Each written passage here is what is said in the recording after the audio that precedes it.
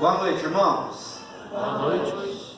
Tá meio dormindo aí, hein? Esse friozinho. Boa noite. Boa noite. Aí, agora deu uma acordada boa, hein? Muito bom. Nós começamos domingo passado essa série de mensagens e nós vamos estar dando continuidade hoje, né? A centralidade do Evangelho. E nós tivemos uma primeira mensagem falando um pouco sobre esse Evangelho para salvar, e que o centro desse Evangelho é o nosso Senhor Jesus Cristo. O centro de estarmos aqui, né, a motivação, tudo aquilo que nós fazemos é para a glória do nosso Senhor Jesus Cristo. E quando nós falamos sobre Evangelho, nós estamos falando sobre Jesus Cristo. E nós compartilhamos um pouco sobre esse Evangelho para salvar. E a mensagem de hoje nós vamos falar, né, não tem como muito separar os assuntos, mas um Evangelho para explicar. E para nós estarmos compartilhando dessa mensagem, hoje eu quero convidar você para orar. Mas quero que seja uma oração muito sincera, do fundo do seu coração. Porque nós precisamos ser fonte de bênção, canal de bênção para esse povo aqui nesse lugar. E quando eu falo nesse lugar, não estou me referindo só aqui na igreja, para essa cidade, para as pessoas que nós convivemos. Feche seus olhos. Deus, em nome de Jesus, nós queremos nesta noite, Deus, pedir e rogar ao Senhor as bênçãos, que o Senhor Deus possa falar ao nosso coração nesta noite. Que Deus, o Senhor, possa nos usar nas tuas mãos para ser canal de bênção para esta cidade, Deus. Canal de bênção por onde quer que andarmos, e que nós possamos ser, ó Deus, esses portadores do Evangelho. Que nós possamos ser, ó Deus, esses porta-vozes do Senhor aqui, para anunciar as boas novas do reino de Deus. Em nome de Jesus. Amém, Deus. Eu não sei quantos aqui já ouviu essa expressão, que existe um versículo que é o coração da Bíblia. Você já ouviu essa expressão? Não? Já? Não, uns não, outros já. E qual é esse versículo? Qual é? João 3,16, né? Então, se você nunca ouviu essa expressão, eu quero convidar você para abrir a sua Bíblia aí no Evangelho de João, capítulo 3, verso 16.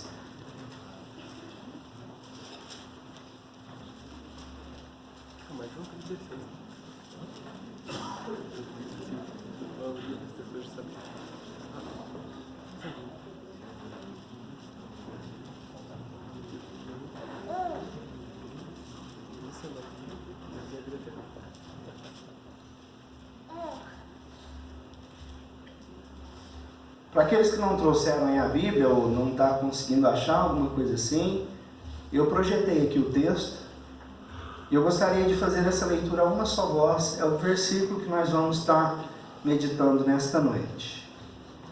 Vamos ler todos juntos? Porque Deus amou ao mundo de tal maneira que deu seu Filho unigênito, para que todo que nele crer não pereça, mas tenha a vida eterna. Amém. Esse versículo, né, considerado aí como o coração da Bíblia, ele é um versículo tão simples, ele é um versículo que ele não precisa de muita explicação, não precisa ser teólogo, não precisa fazer uma faculdade de teologia para saber explicar esse versículo. Ele fala sobre o amor de Deus, ele fala que Deus, ele amou o mundo de tal maneira, né? E esse Deus, quando ele fala que amou o mundo de tal maneira, ele não está se referindo a nenhum lugar físico e também não está se referindo a bens materiais. Quando Deus fala que amou o mundo de tal maneira, ele está se referindo a quem? As pessoas. Esse Deus que é um ser supremo, todo-poderoso, aquele que muitas vezes nós imaginamos que ele está no seu alto e sublime trono. Ele olhou para cá, para nós, criaturas de Deus, pequenos seres humanos, e Deus sentiu uma compaixão tão grande. Por quê? E aí é que eu quero entrar no porquê das coisas. Mas ele sentiu um amor tão grande. Esse amor de Deus, ele transpassou todo o nosso entendimento. Qual de vocês poderia entregar a sua vida para salvar uma pessoa? Talvez alguns maridos muito corajosos aqui, né, diriam o seguinte, né? Pela minha esposa eu daria a minha vida. E algumas esposas também muito corajosas diriam a mesma coisa, eu daria a vida pelo meu marido. Mas quem daria a vida pelo seu filho? Quem daria a vida pelo seu filho? Você teria coragem? Teria? Muito bem, você daria, não daria?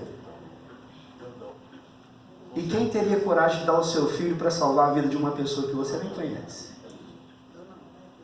Você daria? Você começa a entender esse grande amor de Deus? Você teria coragem de entregar o seu filho para morrer por alguém? Ah, deixa eu lembrar, Jesus morreu por um bandido. Lembra-se? Ele estava lá na cruz, ao lado de Jesus. O cara fez coisa errada a vida inteira, roubou, saqueou, extorquiu. Ele era... Sabe quem morria na cruz? Somente os bandidos mais perversos. Não era um bandidinho qualquer, não era uma pessoa qualquer que morria na cruz. Só os piores bandidos morriam na cruz. Jesus morreu pelo pior bandido lá naquela cruz. E ele disse, né, hoje mesmo estarás comigo no paraíso. Você daria o seu filho para morrer por uma pessoa dessa? Por um bandido? E aí nós começamos então a meditar sobre esse amor de Deus que excede o nosso entendimento. Nós não conseguimos compreender isso, mas Deus, Ele olhou para a humanidade, Ele olhou para as nossas vidas e Ele nos amou de tal forma que Ele deu o seu próprio, o seu único Filho para morrer por nós. E fala que esse amor de Deus, Ele foi, né, muito grande, a ponto de dar o seu Filho. Hoje pela manhã nós estivemos estudando um pouco na escola dominical e nós compartilhamos essa frase aqui, né? O problema do ser humano entender o propósito da vida é confundir com realização pessoal. Uma frase do pastor Rick Warren. Ele diz que o problema do ser humano entender o propósito da vida é confundir com realização pessoal. Em cima da frase dele eu fiz a minha frase.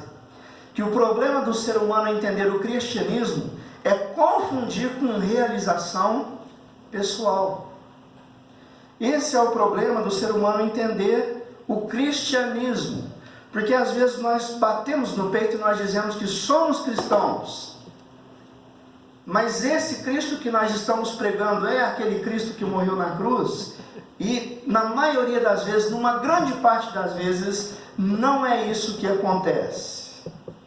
Eu me lembro muito bem, assim que eu me converti, comecei a frequentar uma igreja, eu estava na minha casa e uma pessoa da minha família estava frequentando uma certa igreja. Eu não gosto de falar nomes, eu não gosto de julgar, e não gosto de citar nomes e nem igreja de ninguém, porque eu não estou aqui para isso. Mas eu quero contar essa história. E ela começou a dizer que meu irmão foi com ela 1, 2 vezes, 3 vezes, e aí meu irmão já estava impaciente porque nada acontecia. E aí eu falei, bom, agora ela vai falar do Evangelho. E aí ela falou o seguinte, não, calma, você começou a ir na igreja agora. Deus ainda vai te dar um bom emprego, Deus ainda vai te dar dinheiro, Deus ainda vai te dar... E aquilo me entristeceu o coração.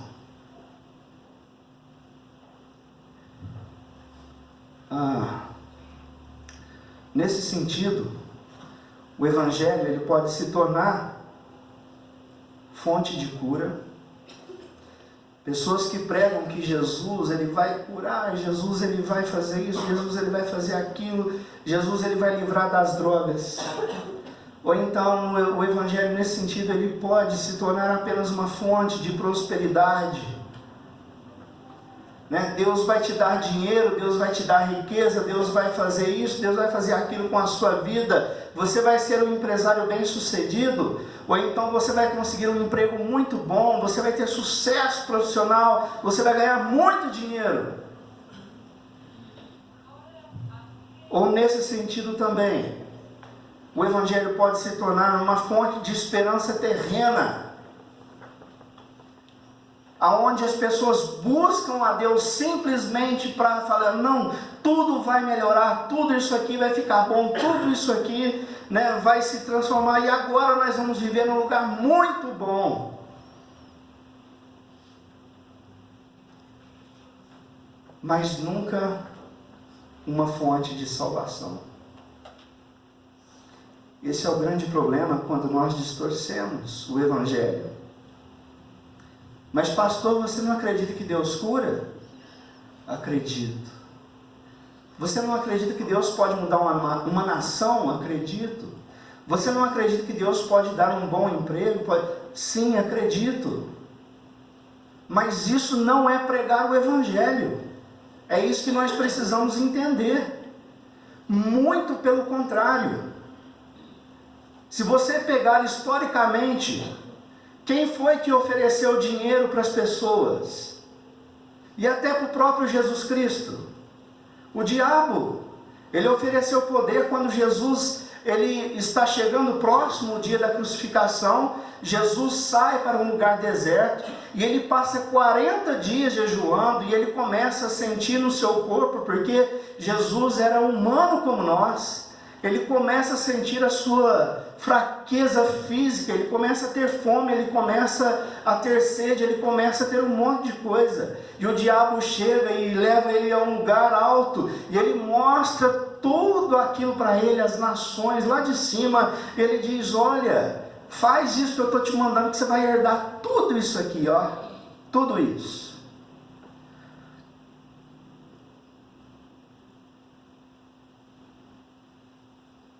Quem pregou o Evangelho por dinheiro foi Judas Iscariotes, que entregou Jesus e recebeu um saco de moedas. É interessante que quando você olha para Jesus, é totalmente o contrário. Ele diz, vocês querem vir após mim? Querem me seguir? Tá bom, mas eu não tenho nem onde reclinar a cabeça. Quer me seguir? Ah, você quer me seguir? Vai, vende tudo que tem e entrega aos pobres. Não foi isso que Jesus disse? Jesus disse, né? Aquele que quer me seguir, tome a sua cruz e siga-me. Jesus não prometeu de modo algum que as pessoas que seguiriam ele iriam ficar ricos, as pessoas que seguiam Jesus iriam estar bem de vida, as pessoas que iam seguir Jesus iam ter maravilhas. Jesus não prometeu nada disso, muito pelo contrário. Ele disse, olha, vocês serão perseguidos por causa do meu nome. Esse é o Evangelho. Isso é pregar o Evangelho, é anunciar o nosso Senhor Jesus Cristo.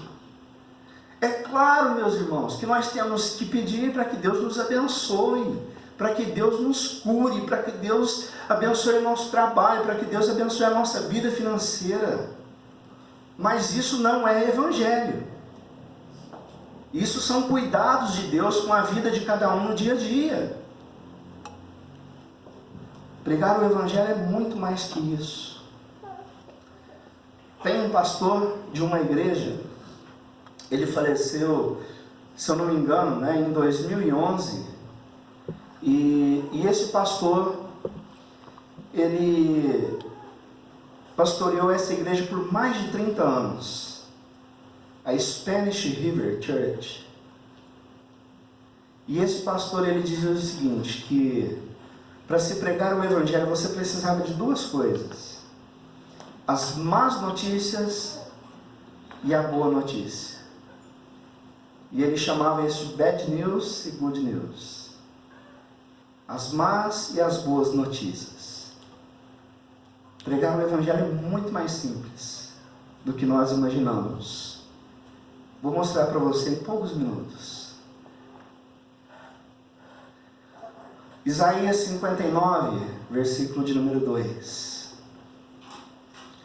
Mas as vossas iniquidades fazem separação entre vós e o vosso Deus, e os vossos pecados encobrem o seu rosto de vós, para que vos não ouça. Você tem aqui as más notícias, né? Você vê ali que as nossas iniquidades nos separam de quem? De Deus. Então você tem as más notícias, ou a má notícia aí, neste versículo. O pecado, ele causou essa separação do homem com Deus. Quando Deus criou a humanidade, a sua relação era perfeita com Deus. E após o pecado, essa relação foi quebrada. O homem não tem mais como se chegar a Deus. E o apóstolo Paulo, ele vem nos lembrar, né, já citando o Antigo Testamento, que diz que não há justo nenhum sequer. Sabe o que quer dizer nenhum sequer? Nem eu e nem você. Não existe ninguém que não peque. Somos todos pecadores. Somos todos pecadores. Todos nós. Então aqui você tem as más notícias, né, que esse relacionamento com Deus foi quebrado. Isaías 59 diz que, né, as nossas iniquidades fazem separação entre nós e o nosso Deus. Estamos separados de Deus. Quer ver? A maioria de nós conhece esse versículo. O salário do pecado é morte. A morte. O que significa a palavra morte? Separação. A palavra morte significa separação. O salário, né, a recompensa do pecado é a separação. Separação entre quem? Entre nós e Deus. Essa é a má notícia. Nenhum homem consegue, pelas suas obras, achar-se justo diante de Deus.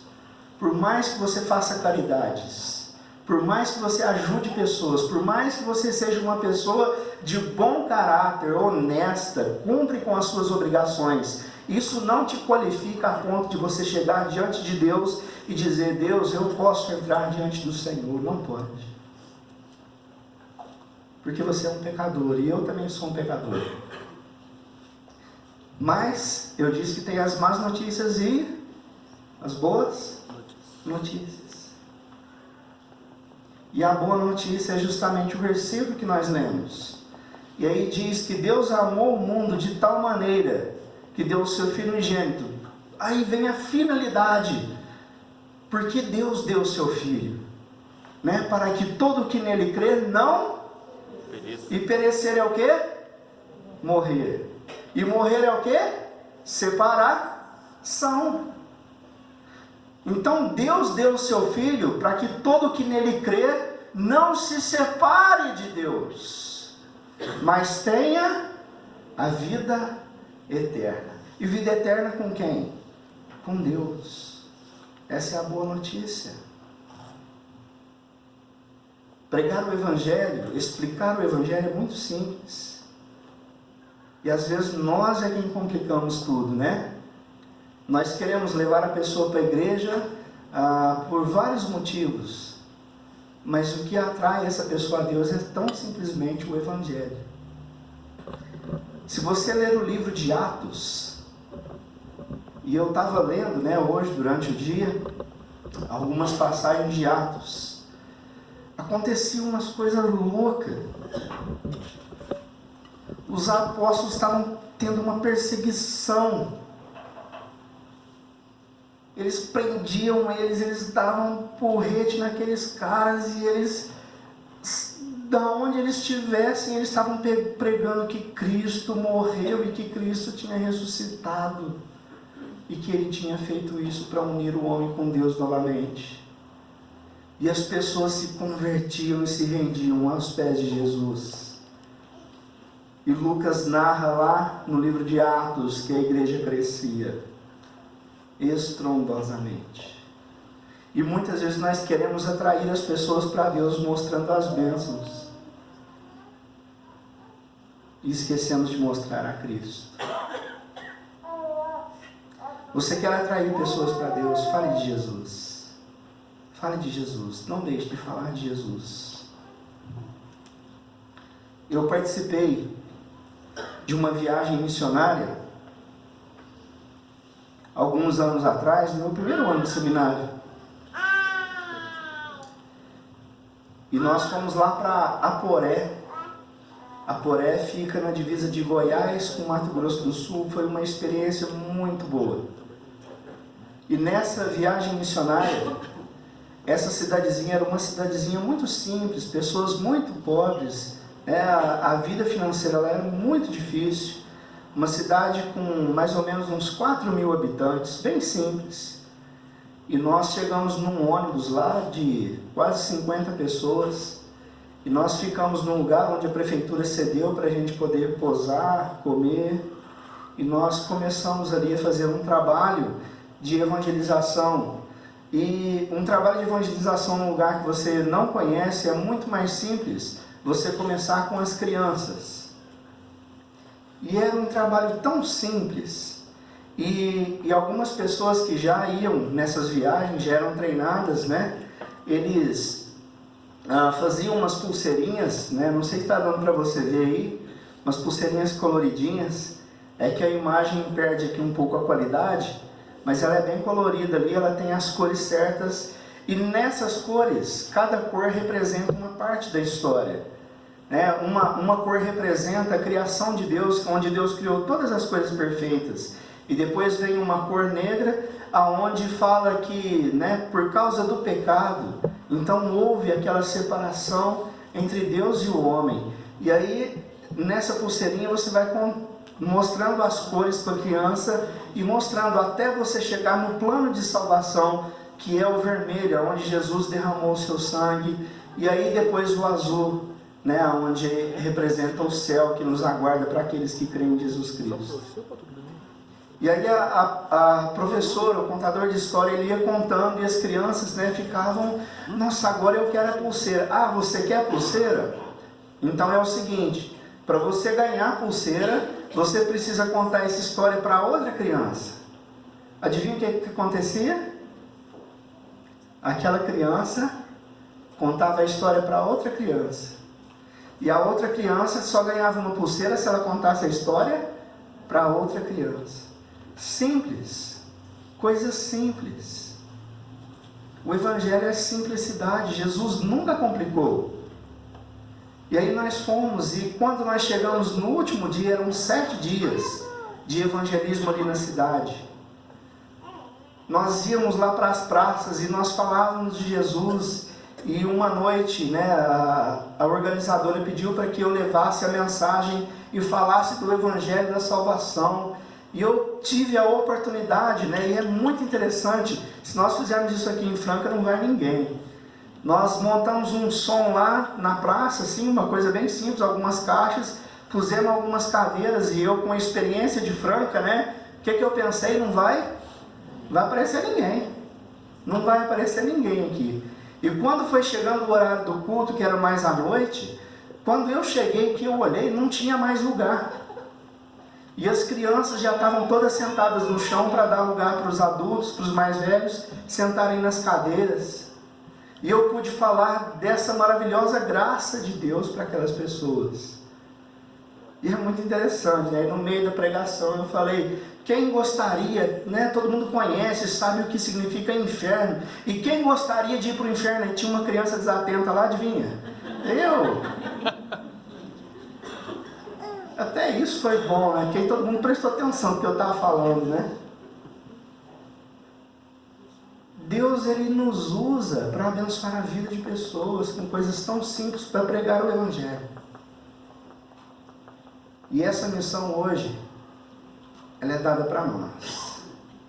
A Bíblia fala que isso é um privilégio tão grande que os anjos é quem gostariam de fazer esse serviço, esse trabalho. Mas cabe a nós. Eu estou encerrando a mensagem. Eu quero perguntar para você se você tem realmente aproveitado as oportunidades para falar de Jesus. Deus dá oportunidade para todo mundo para falar de Jesus. É claro que eu, como pastor, eu acabo tendo mais oportunidades. A gente é convidado para poder fazer um culto fúnebre, alguma coisa assim, a gente aproveita para pregar o Evangelho, né? E esses dias o pastor Germar me convidou para dar uma palavra lá numa das creches, né, aqui no Santa Luzia, e eu achando que ia ser um negócio, chegou lá, era outro. Eu falei, o que eu vou aproveitar para falar de Jesus aqui para esse povo? E preguei o Evangelho também. Mas eu tenho certeza que Deus também ainda te dá oportunidades para falar do Evangelho, se você tem aproveitado essas oportunidades. Pensa um pouquinho. Qual foi a última vez que você falou de Jesus para uma pessoa? Para um amigo, para um parente? Não precisa me responder. Mas isso mostra a importância do Evangelho. E o meu desejo como pastor dessa igreja é que cada um tenha consciência, porque capacitados todos somos pelo Espírito Santo. Amém? Amém. Que Deus nos abençoe para nós falarmos do Evangelho. E eu termino dizendo, se você quiser falar do Evangelho, Cristo é suficiente. Cristo é suficiente. Use esse versículo, João 3,16, tão simples, e explica esse versículo. Você vai ter falado do Evangelho de Deus, do amor de Deus. Que Deus nos use para podermos falar, para podermos ser uma igreja evangelizadora. Isso é que vai fazer a diferença aqui, irmãos. Feche seus olhos. Eu gostaria que você tivesse um momento com Deus, mas um momento verdadeiro mesmo. Se você não tem falado desse Jesus, peça para que Deus